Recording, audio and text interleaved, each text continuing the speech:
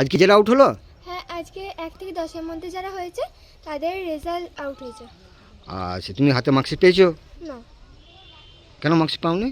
আমাদের ক্লাসে head sir এসেছিলেন। হ্যাঁ। এসে আমাদের বললেন যে রেজাল্টের যে মার্কশিটে কি প্রিন্ট আউটে কিছু গন্ডগোল হয়েছে, ওর জন্য আমাদের 2 তারিখে দেবে, জানুয়ারি 2 তারিখে আমাদের মার্কশিট দেবে। এখন 1 থেকে 10 এর মধ্যে যারা হয়েছে নাম্বারগুলো আউট হয়েছে, বাকি আর কাউকে। আচ্ছা, তুমি যে রেজাল্ট হাতে পেলে না, কতটা কষ্ট হচ্ছে তোমার?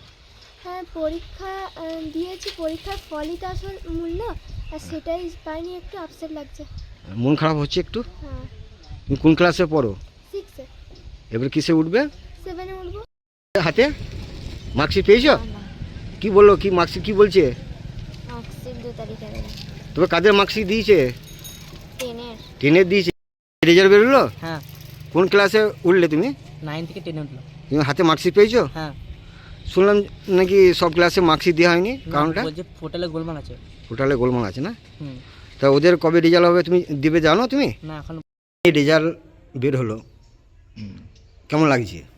লাগছে ঠিকই আছে, কিন্তু ওই মার্কশিটটা দেখার আশায় ছিলাম। আমি বাইরেতে থাকি, আপনি কি করেন?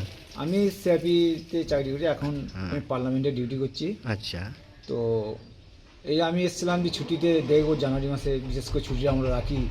আবার এবার দেখতে পেলাম না কখন আবার দেবে, হ্যাঁ।